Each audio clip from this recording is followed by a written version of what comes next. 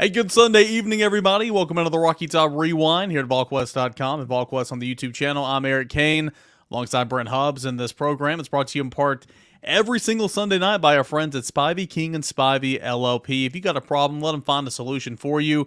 TN Trial Lawyers, you can give them a call today for a free consultation. That is 423-245-4185, or visit them online. That's Spivey King and Spivey LLP.com. Over the next 60 minutes, we will answer all of your questions, so go ahead and send those in. We'll mark them and get to them as the show goes on. We will talk recruiting with Matt Ray at 8:30. Tennessee hosted 5 official visitors, a couple of top flight targets for both 24, trying to finish off that cycle, and the 2025 cycle. Tennessee just picked up a 2025 commit, and we'll discuss all that with Matt Ray. But first, Brand, it was obviously not the outcome any Tennessee fan wanted. Number one, Georgia came in, looked like the number one team in the country, and Tennessee did not.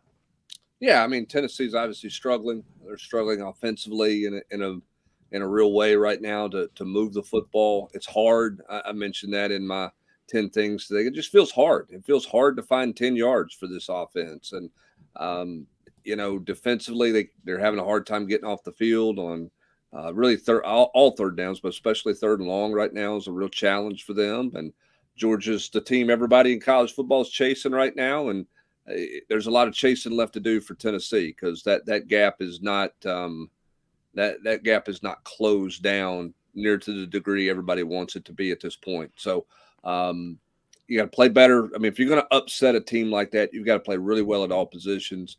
You've got to make plays when they can become available to you offensively. Tennessee failed to do that on multiple occasions. And then when you have a chance to get off the field defensively, you got to get off the field, and Tennessee couldn't do that. So tough day for Tennessee for sure.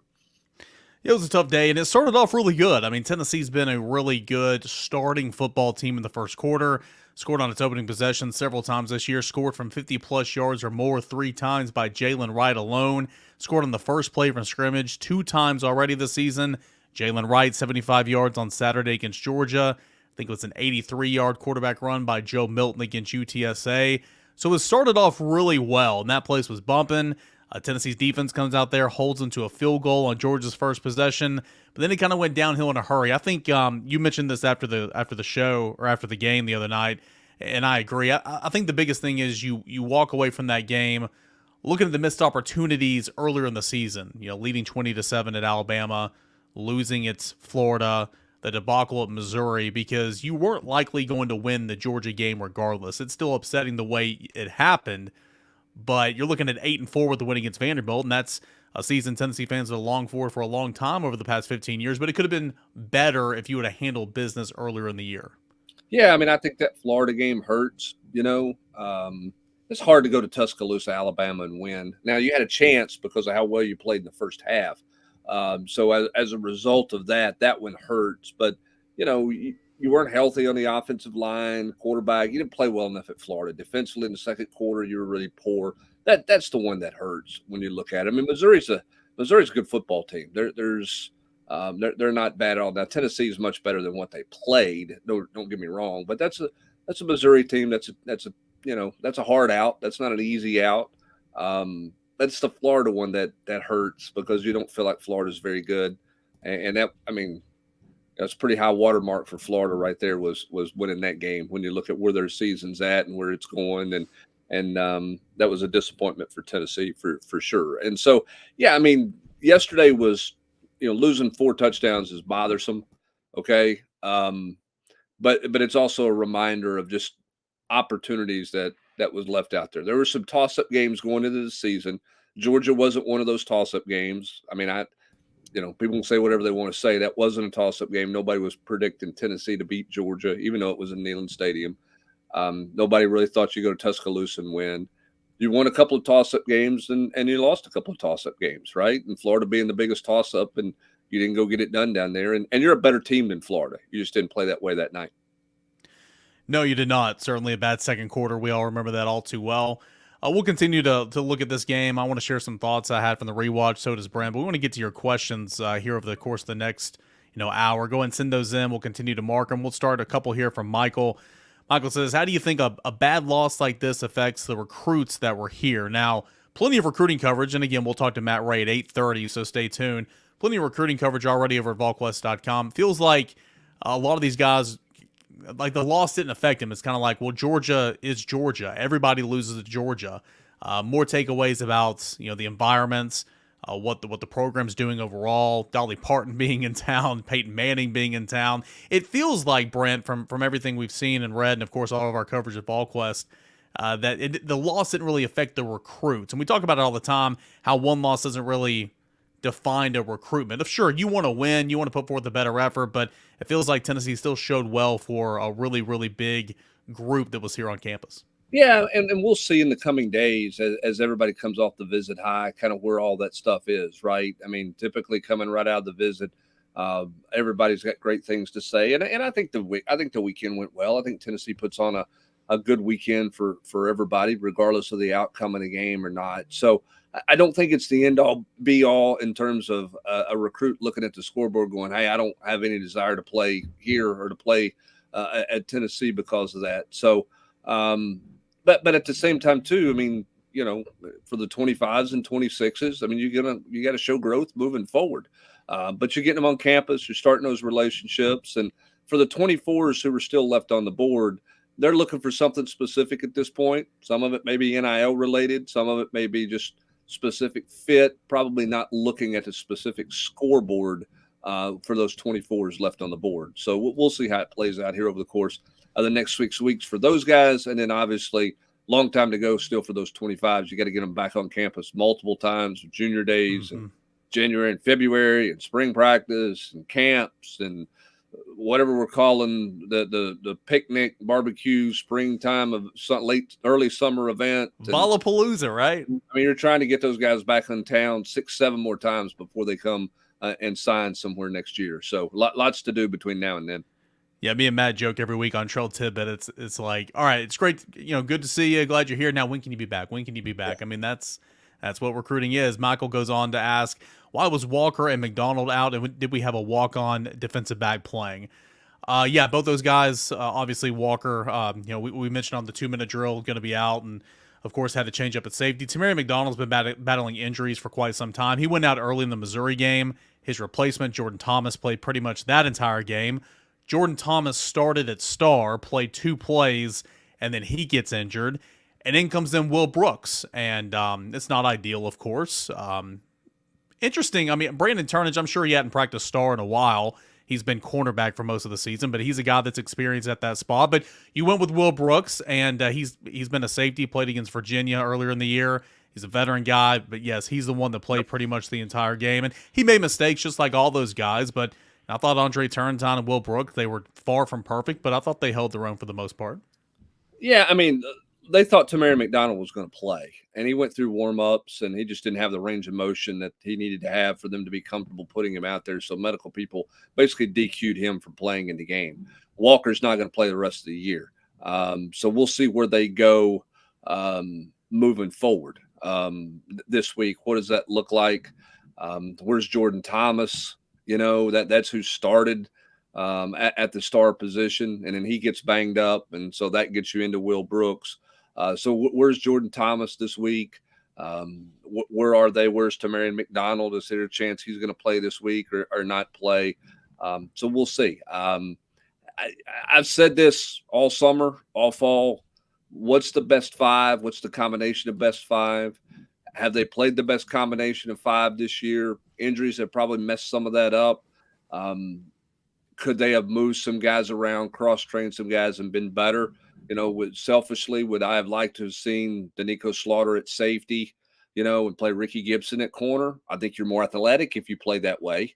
But I don't know, that Slaughter, that move to safety for him is realistic, having played corner since the Kentucky game a year ago after playing safety for 2 years in this system. I don't know how easy that move would be for him. But yeah, I don't know that they're I don't think it'll matter against Vanderbilt, but they're just not overly athletic in the back end. They haven't been at spots all year long, and I think they lost some athleticism with the injuries that they've had. Michael says season turned the second half against Alabama. Not sure why. And certainly you can make that case. Tennessee did go on and win on the road the next week at Kentucky, but you're leading 20-7 against Alabama, and you come out and you're outscored whatever, 28, 27 to nothing in the second half. You had a couple penalties that were awful, couldn't run the ball. And so that was a bad loss because of where you were and what you had already accomplished in that football game. You get the win at Kentucky. You get a win against UConn. Lay an egg on the road at Missouri. And then, for the most part, lay an egg against Georgia, even though you probably weren't going to win that game regardless. I mean, that was the second half at Alabama, to Michael's point. It was certainly a turning point for Tennessee. And I think it's more frustrating because, again, I remember saying it after that game on the Rocket Top Rewind. You were leading that game. I mean, in points and times, you were dominating that first half, really in control of it, and then just kind of let it loose. And Tennessee's not been the same since. Yeah, I mean, I think it's more about what you missed in the first half in that Alabama game when you had to settle for field goals and not score touchdowns in the red zone, which has been a problem all year long. That didn't just show up in the Alabama game. Still, I mean, going to Tuscaloosa and winning is very hard. Most people don't do that. You're certainly not going to get any help down there to do that.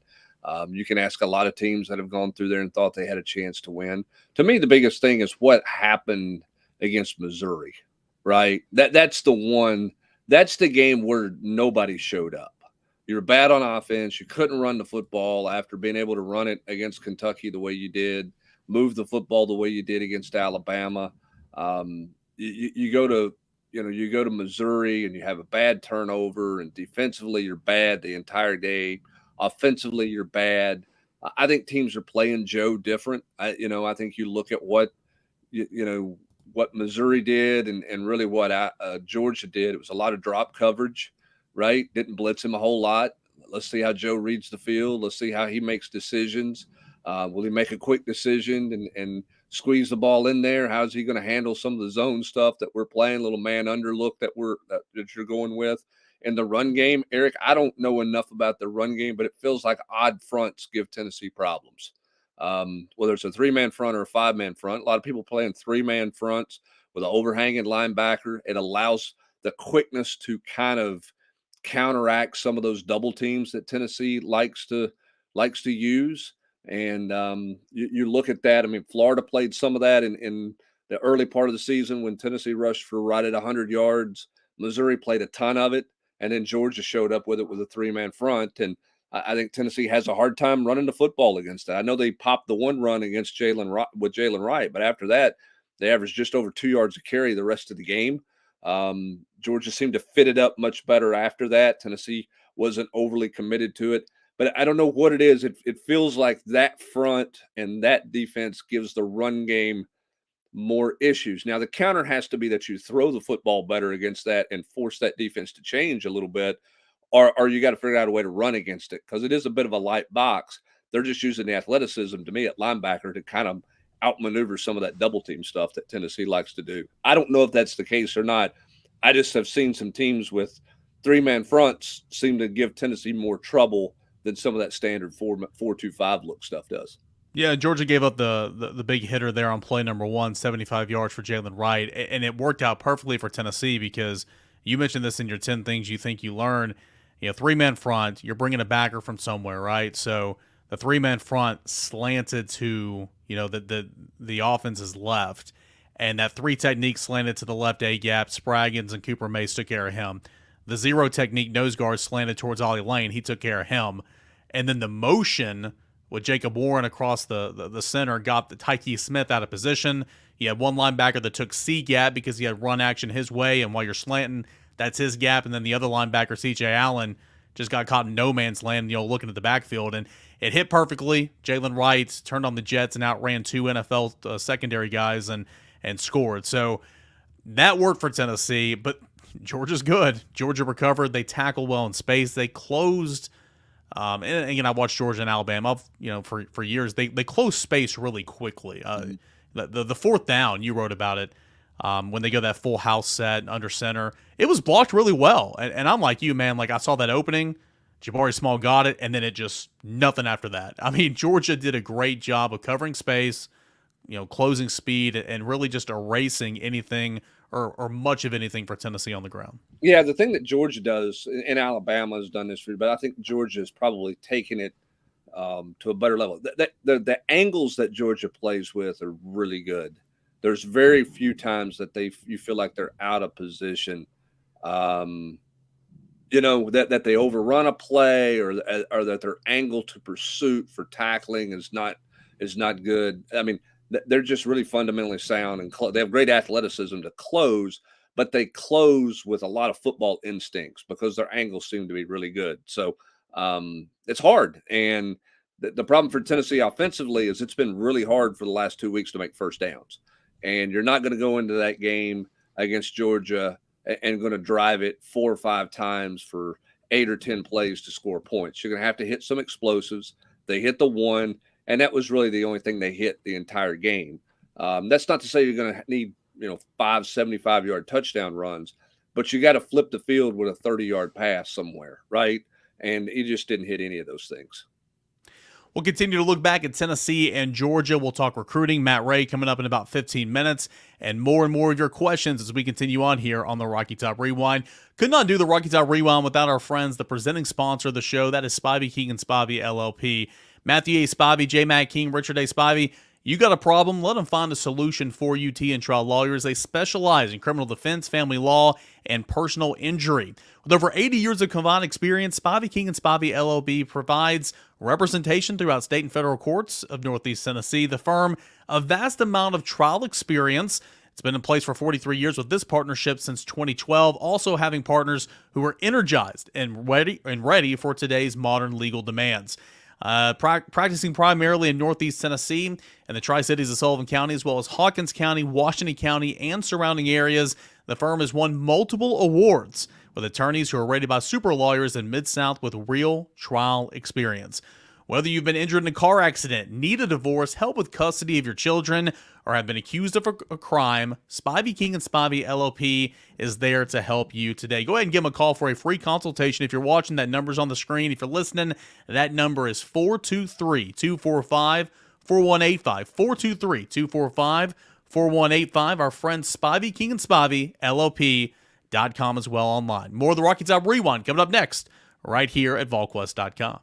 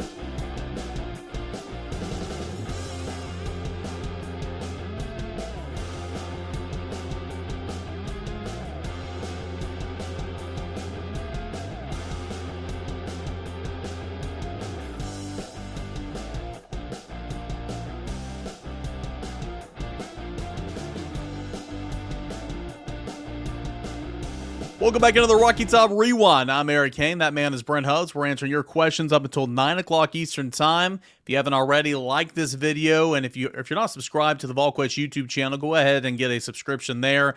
And, of course, the best news, best Tennessee insider notes available. It's crossover season. Busy time. Recruiting as well. All that at Volquest.com. We'll get into more of your questions, and we'll go over here to tournament brackets. Here it is.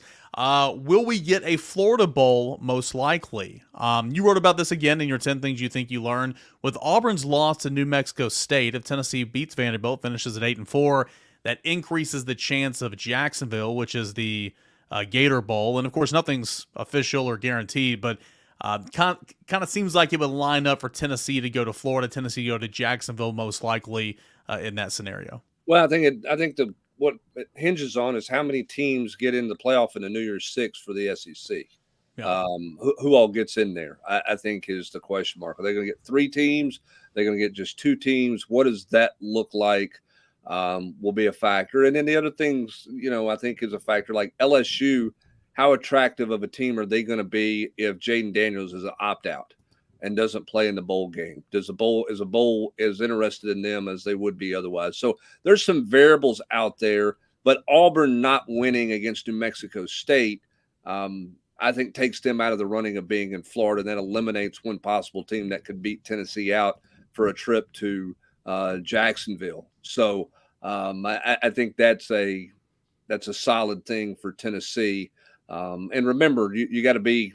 You're not going to take a 6-6 team to Jacksonville over an 8-4 Tennessee team. So those are all things playing into your hands there, which is why that Auburn loss was so important from that standpoint. But again, part of it depends on how many people get into the New Year's Six. Doug wants to know if any of the coaches will be gone after the season. As far as contracts, Willie Martinez is the only one that is not on a multi-year contract. His contract is up in beginning of February, correct? Yep. Yeah, so we'll see what happens there, but he is the only one that is not on a multi-year contract right now. Let's go to Austin. Austin says, hey, is it possible to fix the problems in one offseason? The schedule is getting much harder in 2024. I mean, there's a lot to do this offseason. Of course, it'll be a huge spring for a lot of these young guys. You know, the Chaz Nimrods, the Caleb Webbs, they've done some things this year. They got to continue to step up. The Devin Hobbs, these young secondary guys like Ricky Gibson, Jordan Matthews. So it's going to be a big offseason for a lot of those guys. But in terms of the offensive, deficiencies, lack of explosive plays, lack of separation, quarterback, how likely is it that, I mean, it's not like a magic switch to where you're going to go back to what 2022 Tennessee was, but how much improvement can you see potentially in an offseason? But I think the first question is, Brent, who all is going to be on this team in January? Well, you got 20 players who could be back off a COVID season. But then it's about quarterback play, right? I mean, those teams that get good quarterback play are good football teams or better football teams. What does Tennessee's quarterback play look like? And part of that depends on what the offensive line looks like. There's a lot of variables there that, offensively, which is where, listen, the defense has got issues, okay? And I don't think those could be ignored or glossed. But, I mean, you scored 17 points the last two games. This is an offense where you're supposed to be scoring a lot of points. That's what this thing is about. I mean, everybody talked about, well, if the defense will hold teams under 30 points, then you're going to win games. Well, I mean, up until last night or yesterday, Tennessee had done that, and you hadn't won enough games. So offensively, they've got to get going. The one thing I will disagree a little bit with Austin about is the schedule getting much harder in 24. Oklahoma was already on the schedule in 24 as a non-conference opponent. Now they become a conference opponent. So your 4 non-conference games, NC State and Charlotte, okay, that they're better than Virginia, I think. But they've had a tough year. Your other 3 non-conference games are wins. So they're if you handle NC State, that's 4. You got Vanderbilt on the schedule. I mean, it's not the end of the world. Mississippi State's going to have a new coach. Sam Pittman may be a lame dunk coach when you get to November. I mean, he's back for another year, but I think that Arkansas game is going to be a November game.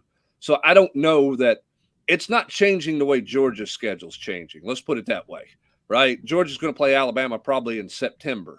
I mean, hello, Georgia hadn't seen anything like that, right? So it's not like, oh my gosh, the schedule's suddenly drastically changing, becoming, just out of this world hard compared to what they played the last couple of years.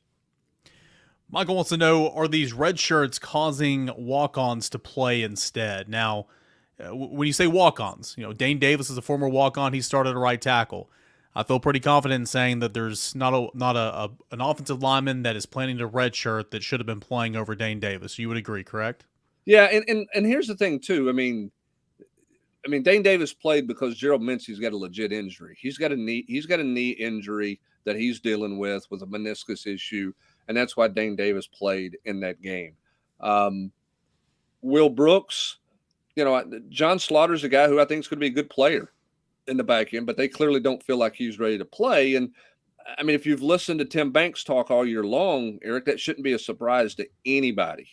You know what I mean? But because all we've heard is about, you got to be in the right place. You got to know what to do and all those types of things. And so it shouldn't be a shock that they did not go with a young player there yesterday. Now, as for the Nico thing and this idea, well, the plan was to redshirt him. That was not the plan all along. It's fallen that way, okay? And so last night, Tennessee made a decision, or I think, probably made a decision before last night. Hey, we're not going to play him in a 28-point blowout for a handful of snaps. Play him against Vanderbilt. Play him in the bowl game. He plays in 5 games because the bowl game doesn't count. He's a red shirt. and you move on at this point. I don't think that's a huge deal, but I don't think that they come to some great decision-making process in the middle of October that they were going to redshirt Nico, because the head coach said all along he was not going to redshirt. So, that's where that's at. Michael says he was not talking about Dane Davis. The only other walk-on that played was Will Brooks. Yeah. Okay, and I explained that one. And Will Brooks might have played some safety with Andre Turrentine last night if Jordan Thomas had not gotten hurt. But Will Brooks became a part of the game because they felt like he was better than Brandon Turnage to play at the star position once Jordan Thomas got hurt. And again, when was the last time Brandon Turnage repped at star? I don't know. When was the last time? Listen, athletically, again, I'm looking at this secondary, and this is not a knock on Will Brooks, but I'm looking at this secondary. I don't think they're athletic enough. I don't know that they played their 5 best athletes or a collection. I don't think they've married that puzzle together. I agree. Of being the most athletic group they can be back there. And I don't think they were the most athletic group they could be last night. To me, Ricky Gibson should be playing more snaps than he's playing. Now, he's a corner all the way, but you're playing a corner in Danico Slaughter, who in his college career has played star and has played safety as well. He played safety in this system. So I would have liked to have seen more Ricky Gibson last night. I understand, John, if you don't think John Slaughter's, he hadn't played all year long. I get that you don't think he's there. Again, they would have been more athletic with Jordan Thomas on the field, but Jordan Thomas hurt his shoulder, and I don't know when he'll be back. My thing with being versatile and cross-training and all that, like, what's the point in cross-training, and what's the point about, talking about versatility if you don't have the faith to switch that up in the game if need be? Like, I get it week to week. I recognize that, but having Turnage spell Brooks some at star if needed, or whatever the case may be. I don't know. Maybe that's a philosophy of those coaches. They cross train some of those guys, but a lot of times they stay put from week to week, and maybe it doesn't make a whole lot of sense. I do remember talking to Tim Banks at the Virginia game, because Will Brooks came in. He was the first safety off the bench in that blowout game against Virginia, and Jordan Thomas and some of these other safety guys were dealing with some injuries during fall camp. And he said, hey, Will Brooks is a veteran. He knows where to be. He knows what to do, and he had a really good camp. And so that's why he played. And obviously it goes back to knowing where to be, trust in the coaching staff, and they have trust in him. We'll see what that looks like against Vanderbilt here at the end of this week. Yeah, and I think when you get to the end of the year, if you're Josh Heupel and his staff, and you're doing a big self-study on yourself and a self-scout, I think one of the things you have to look at is what all are we doing in season to develop the young players on the roster? How many young fundamental periods are you doing? How much work are you putting into the development of guys who may end up redshirting, but maybe they come back and can help you later in the year when you have injuries and things like that? How much are you doing early in the season with some of those guys to help them further develop? I think that's something that you look at. I don't know what they do on the practice field in season with young guys. Are they only scout team guys? Do they have some periods on days where, the varsity, guys are not doing as much, and let's go some good on good with young players and really do some fundamental work and develop that way? I don't know the answer to that, but I think you have to look at that and make sure you're maximizing for your young players who aren't playing. You're maximizing their 20 hours a week outside of just them giving you a scout team look of the opponent's scheme to help you prepare for a team. You've got to further and continue that development for those young guys. You got to make sure you're doing that. We'll get Matt Ray here in just like a minute, but I do have a quick question for you before we head to break. Tennessee's played JV games in the past. Tennessee played JV games within the last, I want to say, 10, 15 years. Is that a consistent thing every single year, and why is that not a thing maybe right now for the development of those young guys? Yeah, nobody's playing JV games. Nobody's putting the money into that and doing that. Prep school games have gone, the prep schools have really gone away. You got numbers issues. Nobody's looking to play those things. So that's not realistic. But what I'm saying is just some individual development periods, right? You got a bunch of young offensive linemen, and you got a young quarterback. Go 9 on 8 in the run game. right? If you need to, or take some walk-ons out there and get 11 on 11. And maybe they do that. I don't know the answer to that question.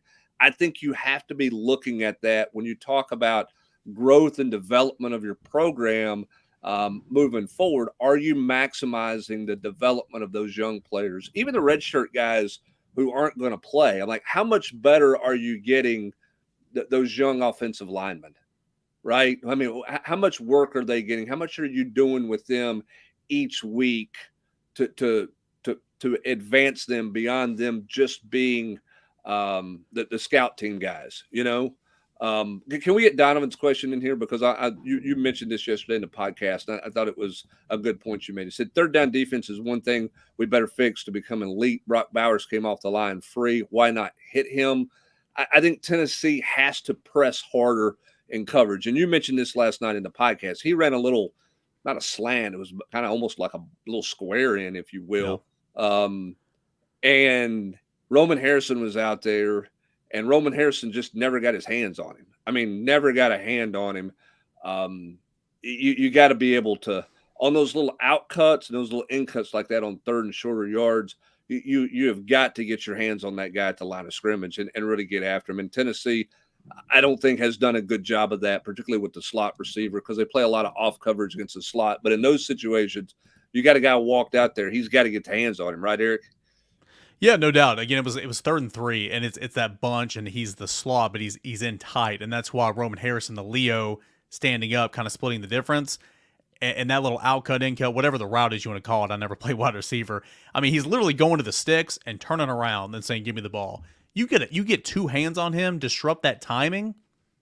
I mean, maybe that pass is incomplete. So that's something I noticed in real time, saw it on the rewatch, and not just in that situation. When you're playing man and you're up on the line, get hands on them. I know they're back and playing zone a lot and giving a little cushion, but when you're playing man and you want to walk up, even if it's not like press, get some hands on them, just disrupt their route a little bit, because that takes away from the timing. Yep. We're going to get to Matt Ray here in just a moment. Tennessee, a massive recruiting weekend. Do want to give a shout out to our friends. That is over at Gametime. You shouldn't have to worry about when you're buying tickets to your next big event. Gametime is the fast and easy way to buy tickets for all your sports, music, comedy, theater events near you. Last minute killer deals, all in prices. If you use from your seat, the best price guaranteed. Gametime takes the guesswork out of buying tickets.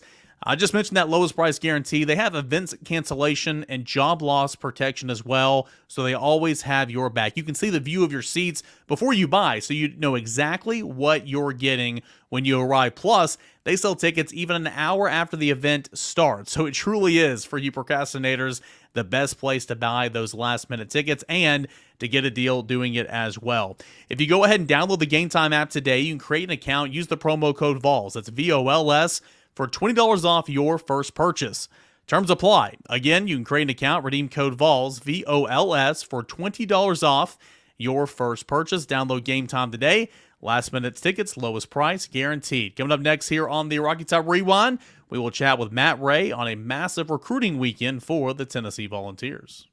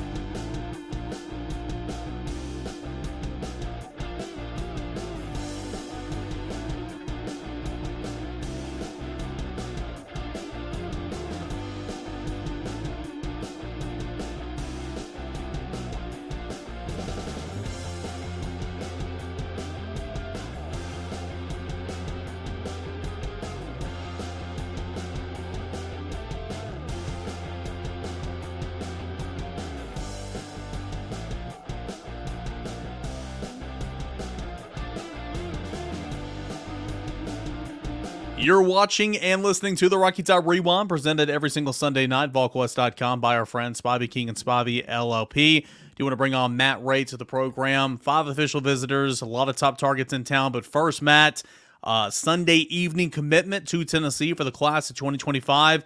Tell us all about Tyler Redmond, the cornerback from Milton, Georgia. Oh, Matt, you got to unmute the mic. Come on, baby. Rob Lewis. Come on, man. It's been a long day, Matt. My AirPods died a second ago. It told me it was muted, and I forgot. Oh, you're good. You're good. So this is a guy that maybe came a little bit, out of nowhere, but realistically, a guy that's been to Tennessee a pretty good bit. A guy that's been on their board since the spring when they started evaluating defensive backs.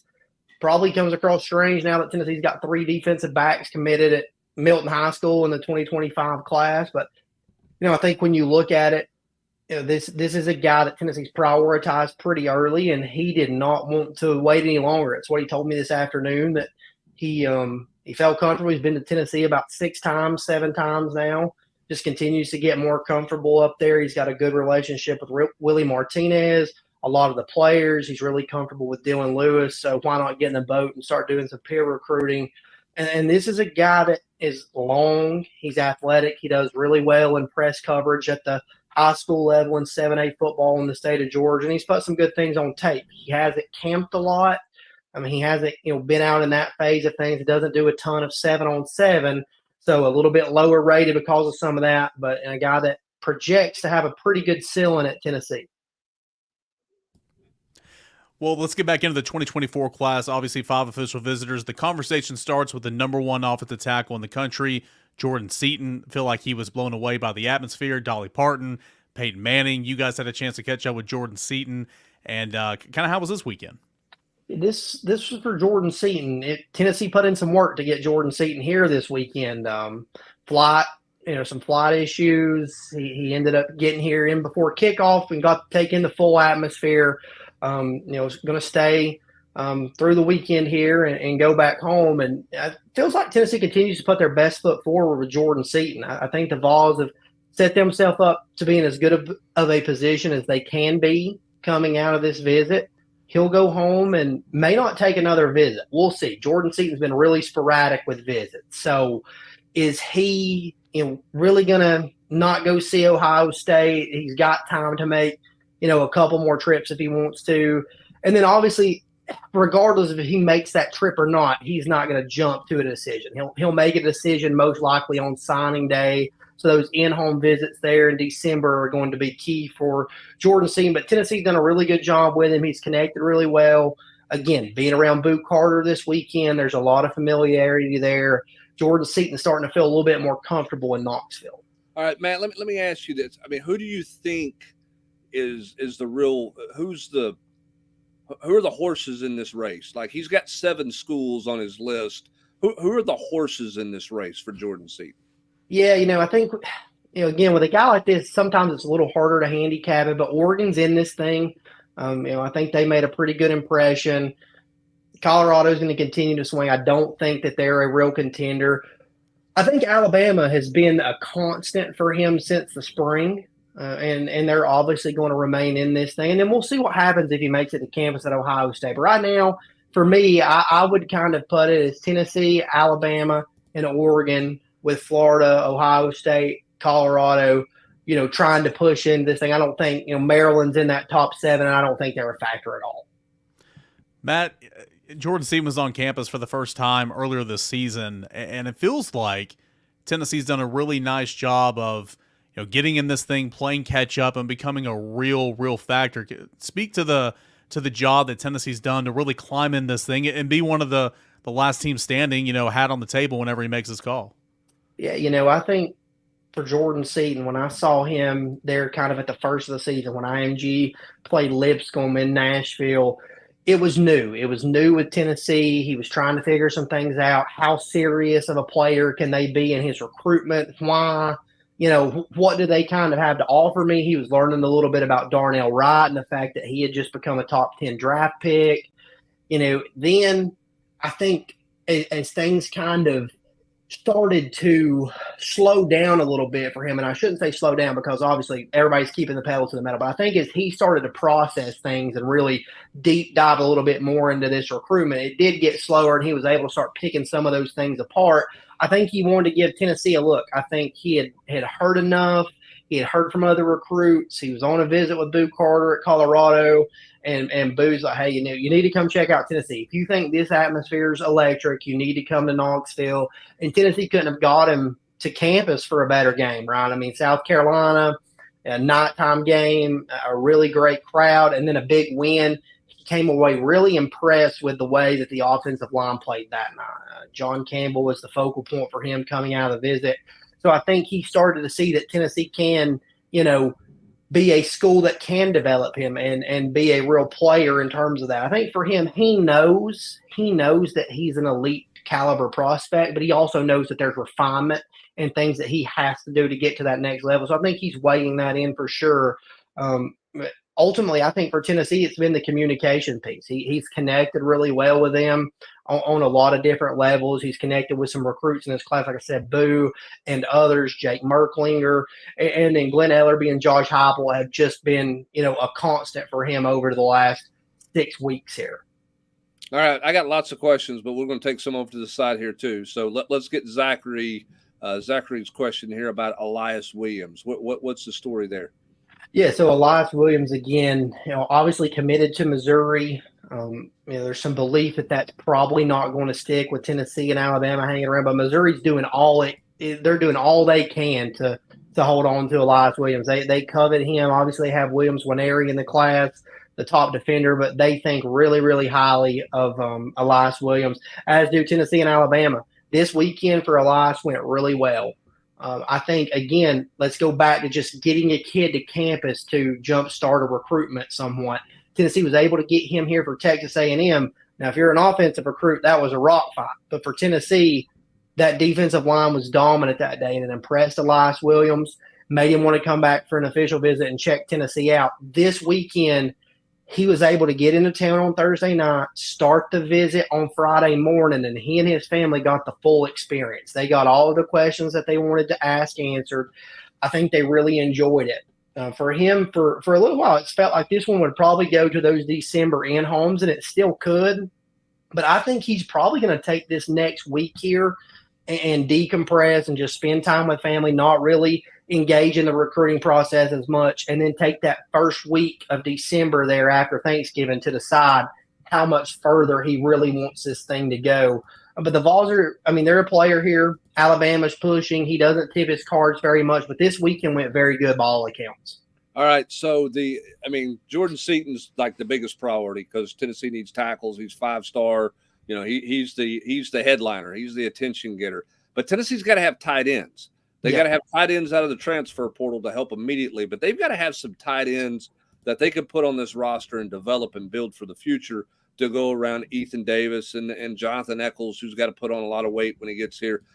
Give me the story on Merklinger's teammate Michael Smith and Roger out of Utah. I'm not going to try to pronounce his last name. Roger out of Utah, because I think the tight end position is of real importance for Tennessee to try to finish out the 24 class. Yeah, most definitely. So Michael Smith didn't make it in this weekend. We'll see if he ends up making it to campus at some point in December. I think there's still a chance there, but at some point he's got to get in the car and come up here for it to be a realistic chance there. He continues to be open to conversation.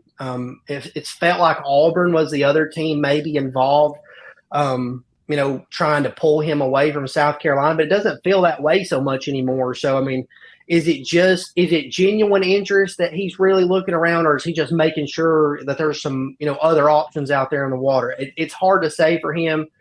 Talking to Jake Merklinger, he's working on him. He seems to think Jake can't get him in the car to ride with him up to Knoxville. That's got to be a bit of a head scratcher for how much interest Michael really does have in the Tennessee program, right? Yeah, absolutely. I think that says a lot right there. Another teammate got in the car with Jake Merklinger on Friday night and came up here. Thomas Blackshear, a 2025 receiver that's got a handful of SEC offers. So I think that says a lot. And then with Roger, I think coming into this weekend, there was a lot of buzz around Oregon and plenty of reason to believe that. Now, obviously, the Ducks are a big-time player. He was scheduled for an official visit to Auburn next weekend.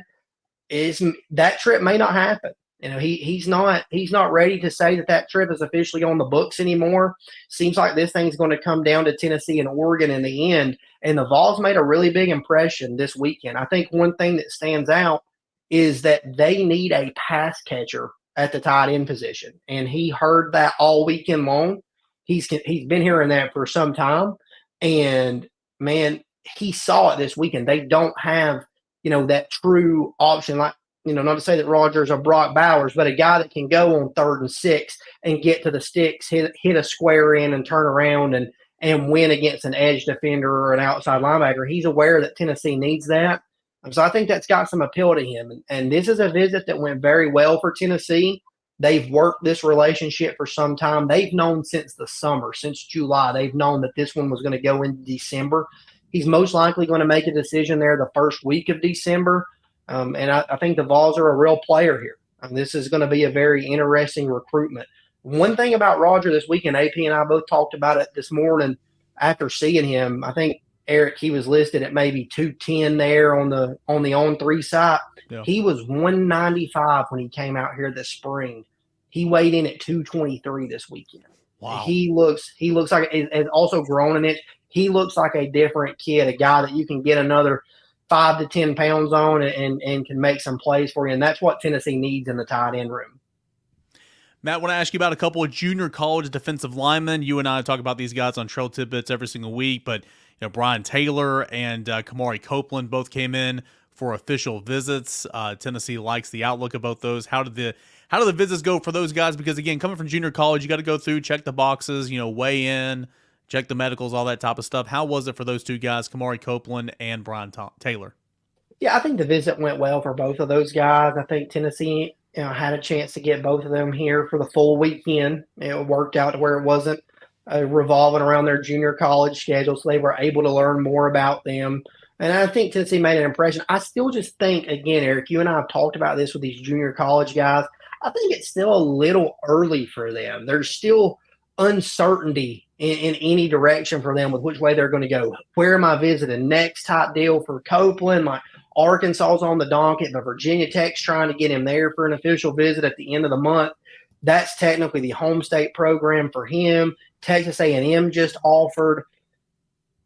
What do they do? If they make a hire, is he a guy that they prioritize? Obviously, the interim head coach there is the current defensive line coach, so he's got a pretty good taste for defensive linemen.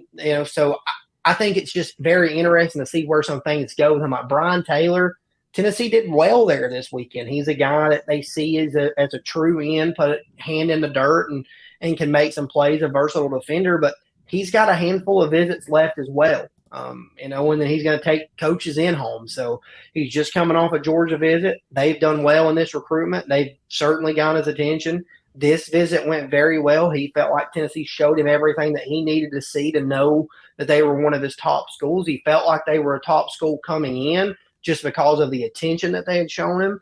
And then this weekend went well. But he's got UCF. He's got Texas A&M. He's got Florida twice on the docket. So there's just a long way to go for those junior college guys just because I think so much of it's new. They really started to blow up late in this cycle. Well, Matt, and here's the other thing, too, with the junior college guys. I mean, how much is with Tennessee, are they looking at those guys based on who you think's coming back and not coming back out of that COVID year? When you look at what the possibilities are for Tennessee out there, how does that change the priorities for those guys? If Amari Thomas came to you and said, hey, I want to come back, and Elijah Simmons and Bryson Eason and Omar Norman Lott, I don't think you're going to get all of them back. We know Tyler Barron's going to go. But what does that look like if you get more of those back than you lose? I think that's interesting when you try to balance the numbers, don't you? Yeah, I think so, absolutely. And I think, again, with those guys, obviously they've already used some eligibility. So I think that's why you see a guy like Elias Williams that's so much more of a priority because you've got him for the duration of his career, right? So I think, again, while we've kind of reiterated for the past couple of weeks that on the defensive line board, Elias Williams is the guy for Tennessee in this class right now. Matt, don't want to keep you too long, but some 25s were on campus as well. George McIntyre, the quarterback, the 5-star, had a chance to catch up with him out the door. Tell us what GMAC had to say about his visit. Yeah, it was a really good visit for George McIntyre. Look, he doesn't tip his hand at all. He knows how to say things without saying things, if that makes sense. He knows how to leave it open-ended to make it, oh, he said that, but what does that actually mean? But I think overall for George McIntyre, I put this on the board last night on the general's quarters, this was probably the most social that I've seen him during a visit. He was really enjoying his time around other recruits. There was a lot of conversation there for him. I think those around him were really impressed with the caliber of offensive linemen that Tennessee had on campus this weekend. And man, did they have a handful? David Sanders, Juan Gaston, Josh Petty. Those are three elite caliber offensive linemen in the 2025 class. McIntyre had a chance to talk with David Sanders, who is number one offensive tackle in 2025. And Eric, that's a visit that I think for Tennessee went as well as it could have. There quietly been some buzz. Oh, Tennessee's in this. He got here and he came out of the visit giving rave reviews and even said at one point that in terms of communication, when he's not on campuses and trying to balance his schedule with academics and football and everything that he has going on in life, that Tennessee's doing the best job of balancing his schedule in terms of communication and making him feel like a priority. So that was a really good visit. And then, back to George, he connected with Caleb Cunningham as well, a guy that was a 5-star receiver in the 2025 class, and another guy that had a really good visit. And GMAC, those guys are really enjoying the early relationship that they're building with him. They've been on some visits together before, and those things have carried over a little bit. Matt Ray, great job, man. Great work. You and Austin Price over the weekend covering Tennessee recruiting, and obviously there's going to be a whole lot more this week still coming from this past weekend, right? Yeah, there's going to be a lot. There's a lot still left to get out there.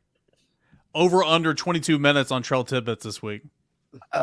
Buddy, you told me last week I needed to pick them up and put them down, and I felt like I did, but I'll try my best to pick them up and put them down this week, but hammer the over. Hammer the over. I love it. Matt, appreciate it, buddy. Thanks so much. See you guys. Thanks, Matt. All right. That is Matt Ray, of course, over here at Volquest.com, and doing a great job. Austin as well.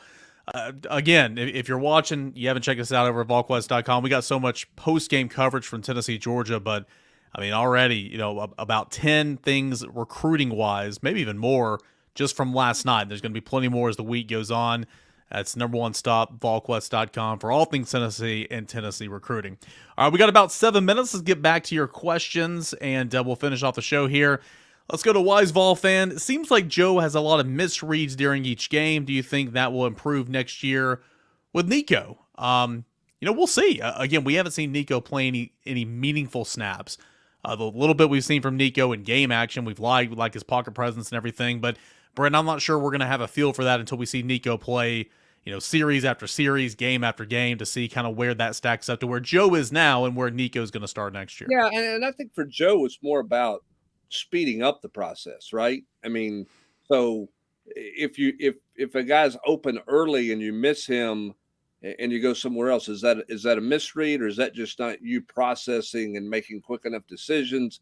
I think all those things. I mean, listen, you got to play better at the quarterback position against good defenses if you're going to win football games. In the red zone, it's going to be tight. You got to make throws. You got to throw catchable footballs. You got to make a quick decision in those tight windows there. I think it's about processing and speed of processing, and we'll see where Nico's at. There's going to be growing pains with that. It's not going to be an automatic fix right out of the gate, right? He's going to miss some stuff. He's going to be slow with some stuff at times. You got to learn how to play in this offense. I mean, we nobody remembers that Hendon had his struggles his first few games in this offense, right? I mean, he threw a pick in the Pittsburgh game that eliminated Tennessee from having a chance to win that game his first year at Tennessee when he stepped in for Joe Milton, who was hurt. So he had his issues. Nico will certainly have growing pains along the way when it's his turn, much the same way any young quarterback is going to have growing pains in an offense. It's a good question right here. This is from Big Tennessee. Do you think the offense lacks creativity, or is it because Joe is not playing good, so Heupel is not calling his entire playbook? We saw a lot of creativity in the offense last year, and even at points in times this year. Like you saw a wide receiver was Chaz Nimrod yesterday, kind of hiding like an H-back, and then they run that end around with two lead blockers. That's something we've seen in years past. Haven't seen an awful lot this year. Just kind of stuff like that. I do think coaches adapt to the personnel they have, whether that's Joe Milton. Remember, you don't have Cedric Tillman, Jalen Hyatt, Princeton Fan anymore either. But you're adapting to the personnel that you have. I think that there's a lot of things Heupel wants to do that he's kind of restricted with. But I think that can be the case kind of every year, just depending on the personnel and kind of where they are and their growth in the offense. Well, yeah, and I don't think it's so much lack of creativity as it is lack of willingness to use the whole field. And Tennessee's not been nearly as active and nearly as effective throwing the football in the middle of the football field, which makes you easier to defend. When everything's outside the hash and you don't work the middle of the football field a great deal, it makes it harder. And I have the luxury of sitting next to Pat Ryan, who's a former quarterback who sees the field, and he's always talking about, with a lot of this coverage that different teams are using, the middle of the field is open, and you got to take advantage of the middle of the field. And I don't think Tennessee has done a great job of that. Is that because of Joe? Is that because of receivers? Is that because of all of it? Sure. I mean, I think that's part of it. And I think that for the growth of this offense to be as effective as you want that secondary and you want those linebackers to cover the entire width of the field, and you got to make more use of the middle of the football field than what Tennessee is doing right now. This is a Hubbard stat that was sent to me a little earlier by Brent Hubbs himself. Dylan Samson averaging 5.7 yards per carry this year. He has 10 total carries in 3 games since his strong second half of the Kentucky game. He had a strong game against Kentucky. Hasn't seen a whole lot of carries since. And Matthew wants to know, why is Dylan Samson not carry the ball more? He's more athletic than some of the others. Also think the wide receivers are non-existent. Freshmen playing next year at wide receiver. Well, first on Dylan Samson, we talked about it a moment ago with Wright, Jalen Wright, how he's kind of your workhorse. He's obviously your best option. They like Jabari Small. They like Dylan Samson. But the rotation, it's been puzzling all year long. Yeah, I mean, I don't have an answer for it, right? I mean, you got a guy who touches the football on the first 2 snaps of the offensive snaps of the game. He has a 75-yard touchdown run, and then I think his next snap maybe covered 2 yards or something like that on the second one. And then you don't see him again until the last series of the first half. So I don't have an answer for that. I don't have an answer for why Dylan Samson has not been utilized any more than what he is. I mean, clearly they have a set rotation that they want to go into the game with. And that's the one that they don't seem to deviate from that, right? So and whoever starts the series is going to finish that series unless they tap out. And I mean, you're sitting here, Jalen Wright's, 1,000-yard rusher, I guess, are going to have a chance to be a 1,000-yard rusher. I'm not sure exactly where he's at right now, numbers-wise. He doesn't have 20 carries in a game this season. I mean, he's not a workhorse. He's not. He's a splash guy. He's made some big plays, but he's not a workhorse. That's not how they're playing it. They're heavy rotating those guys, and Dylan Samson, I thought, would be heavier in the rotation following the Kentucky game than what he's been. So I don't have a good answer. I think it's a good question, Matthew. I don't have an answer for you. Jalen Wright is 62 yards away from breaking 1,000 and only on 126 carries, meaning right now he's averaging 7.4 yards per carry. It's pretty good. That is really good. Let's go to Vol Fan 205. Them not having more design runs for Milton this year is a joke. Don't say he's not a runner, because clearly he is a runner. I noticed in my rewatch, and obviously watching it live yesterday, there were 2 quarterback draws, and Georgia just ate it up. There was a zone read keep one time where he got a couple of yards. Georgia, I think yesterday in particular, Georgia's just really good in the front 7. And anytime they tried to do that with Joe, they didn't try much, but they were there and defended it well. Yep, they played a lot of zone coverage, a little bit of a spy, so to speak. I don't think they were worried about the middle of the football field in terms of Tennessee throwing the ball. So when they ran, quarterback draw for him there, they were standing there waiting for him. I don't think Joe is he's not an elusive runner. Yeah. That's not what he does. He's not going to make people miss in the open field. Mm-hmm. Early in the year, they definitely should have run him more than what they did. And I think he was a bit banged up, so they were hesitant about that. And then I don't think they were going to get anywhere. I mean, Georgia didn't let Hendon get loose running the football last year either. So I just think that some of that stuff in the RPO though is got to be zone read keep or pull it and throw something, which Hendon did a better job of. I don't think Joe's done a great job of that the last couple of weeks. I think he did a poor job of that against Missouri. I don't know as much about this past game in terms of what all was asked to do, but in talking to some people, there was a feeling that Joe left some plays out there, both with his feet and just some RPO reads against Missouri. Did you think he could have ran that in on 4th and goal? We're talking about the pass to Ches Nimrod. Looked like he could have. I don't think it would have been close, I feel like. Given the way Georgia closes, I don't think he could have gotten it. Yeah, that's a good point. It's just like somebody I saw today on, I don't know if it was Twitter or the GQ, was talking about the play at the end of the first half that the corner was bailing. He lined up at the goal line and he was backing up in the replay. So why didn't you throw it underneath and let him run in? Well, he didn't turn and bail until Joe was throwing the football. So you weren't going to throw it at the 3-yard line and get in the end zone there unless you broke a tackle. And if you don't do that, you don't get any points. The play that I think Joe made the right play on the red zone throw to Chaz Nimrod, he made a bad throw. He threw a high heater. I mean, he threw a 100-mile-an-hour fastball that was up and away back into the coverage.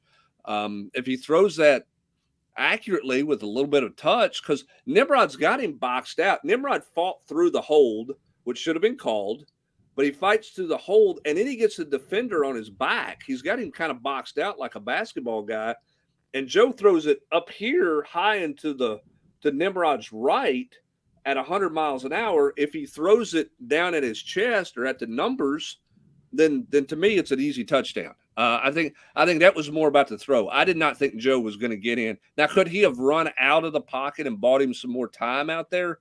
Maybe, but he had an open receiver. He just didn't make a very good throw. That'll do it here for this edition of the Rocky Top Rewind. Been at it for about 62 minutes. Can't thank you enough for being here, and can't thank our friends over at Spivey King and Spivey LLP enough for sponsoring this coverage. You got a problem, let them find a solution for you. That's T&N Trial Lawyers. You can go ahead and give them a call today for a free consultation. That's at 423-245-4185, 423-245-4185, and as always, at Spivey King and Spivey LLP.com. One more week left in the regular season. We'll have tons and tons of coverage. There's a holiday this week, but obviously no days off over at Volquest.com. We'll get you ready for Vanderbilt, more recruiting notes, and then we'll get into bowl season. Still a lot going on. That's at Volquest.com. Plus, Tennessee basketball is in action. 9:30 tip tomorrow morning. Kegs and eggs, baby. Well, not the kegs part because we all got to go to work, but plenty of coverage over at Volquest.com for Tennessee basketball as well. He's Brent Hubbs. I'm Eric Kane. Thank you as always for tuning in to the Rocky Top Rewind right here at Volquest.com.